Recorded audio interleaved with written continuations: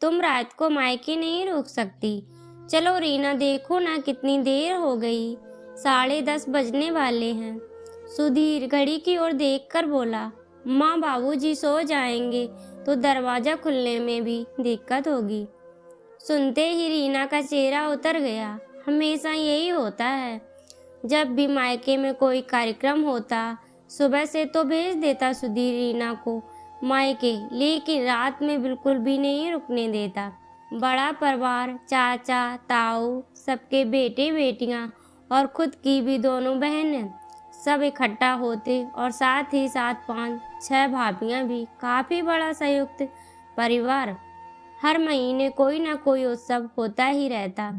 रीना का बड़ा मन करता कि वो भी रात में सबके साथ बैठकर ठहाके लगाए, मस्ती करे, लेकिन सुधीर को पता नहीं क्या जहां 10 बजते बस घर जाने की धुन सवार हो जाती। और ऐसा भी नहीं कि घर अकेला हो, क्योंकि घर पर मम्मी पापा भी साथ रहते थे। और कुछ नहीं, बस सिर्फ एक जिद थी। अर्चना जी समझाती भी थी सुधीर को कि वैसे ना छोड़ो मायके में रीना को, लेकिन जब वहाँ काम काज हो तब तो छोड़ दो। आखिर रीना का भी दिल करता होगा सबसे बोलने बतियाने का। दिन तो काम की आपाधापी में गुजर जाता है, रात को ही व्यक्ति फुर्सत से बोलता बतियाता है। मायके से आने के बाद रीना का उदास चेहरा उन्हें बिल्कुल भी नहीं सुहाता। आखिर वो भी एक महिला थी, और महिला के मन में मायके के प्रति क्या भावनाएं होती हैं, बहुत अच्छी तरह से समझ सकती थी। बहुत दुखी मन से रीना मायका और ससुराल एक ही शहर में होने का बस यही दुष्परिणाम है कि मायके में रुक ना सको। आंखों में आंसू छलछला आए। भाभी, मम्मी, बहनों और भाइयों सबने कहा, लेकिन सुधीर राजी ही नहीं हुआ। रुआसी हो उठी रीना। आखिर उससे सिर्फ 1 साल छोटी चचेरी भतीजी की शादी, तब तो छोड़ दो। अरे क्या करेगी रात में रुककर, सिर्फ बातें ही तो करना है। सुबह जल्दी भेज दूंगा। और बहुत ही बुझे मन से बाहर आ गई रीना और मोटरसाइकिल पर बैठकर पहुंच गई ससुराल। तुम फिर रीना को वापस ले आए। मैंने मना किया था, कम से कम उसको भतीजी की शादी में तो रुक लेने देते। पता नहीं इस लड़के की बुद्धि में क्या है। रीना का उतरा हुआ चेहरा देखकर अर्चना भी दुखित हो गई। आखिर वो भी दो बेटियों की माँ जो थी। क्या माँ, आज भी शुरू हो गई? उन लोगों से कह आया हूँ कि सुबह जल्दी भेज दूंगा। सुधीर झल्ला उठा। रीना की शादी को सिर्फ अभी 1 साल ही हुआ। सिर्फ एक बार पग फेरे में ही 1 दिन के लिए रुकी थी, और उसके बाद तो सुधीर ने कभी छोड़ा ही नहीं। वो भी सुधीर की खुशी के लिए चली आती, लेकिन जब मायके में सब लोग एक साथ इकट्ठा होते तब बहुत उदास हो जाती। इस बार जब सुधीर की शादी की सालगिरह पड़ी तो अर्चना ने दोनों ही बेटियों को बुलाया और उन लोगों से मिलकर कुछ साठगांठ कर ली।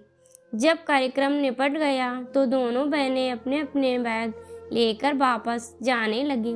दीदी, ये बैग लेकर कहाँ जा रही हैं? हम लोग वापस जा रहे हैं।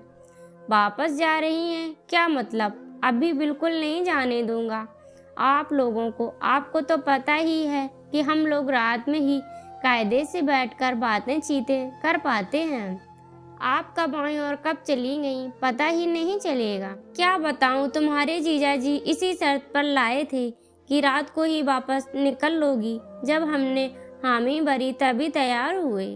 हाँ बिल्कुल, हम लोगों को रात में ही वापस जाना है। क्या करेगी ये लोग रुककर? तुम्हारा कार्यक्रम तो अच्छी तरह से निपट गया ना? दोनों जीजा जी भी पीछे से बोले। जीजा जी, ऐसे तो बिल्कुल भी नहीं अच्छा लगेगा। कहीं बहन बेटियां इस तरह रात में वापस होती हैं? क्यों, तुम भी तो किसी की बेटी को रात में ही बुला लाते हो। उसको उसके मायके में नहीं रुकने देते। उसके भी तो मायके वालों को बुरा लगता होगा। कैसे बुझे मन से बेचारी वापस आती है कि देखकर मुझको खराब लगता है। अभी तक बच्चे नहीं हैं, तब तक ही रुक लेगी। एक बार जब जिम्मेदारियों का बोझ पड़ जाएगा तब वो खुद ही नहीं रुकेगी। जब अर्चना ने देखा कि लोहा गर्म है और उसने तुरंत बाहर कर दिया, अचानक सुधीर के दिमाग में छनाक से हुआ, कह तो माँ बिल्कुल सही रही है। सचमुच उन लोगों को मेरी जरा सी जिद कितनी बुरी लगती होगी, जैसे मुझे बुरी लग रही है। आखिर उसकी शादी को अभी दिन ही कितने हुए हैं, सिर्फ 1 साल, और जब अपने पर पड़ी तो सब समझ आ गया। अच्छा माँ, अब मैं समझा, ये सब आपकी ही बनाई हुई योजना है मुझे सही राह पे लाने के लिए। लेकिन दीदी लोगों को इस तरह जाने से मुझे सचमुच बहुत बुरा लग रहा था। प्लीज रीना, मुझे माफ कर दो। अब से जब भी तुम चाहो तब मायके में रुक सकोगी। मैं तुम्हारे साथ जबरदस्ती नहीं करूँगा। सुधीर रीना का चेहरा निहारते हुए बोला, बहुत बहुत धन्यवाद मम्मा।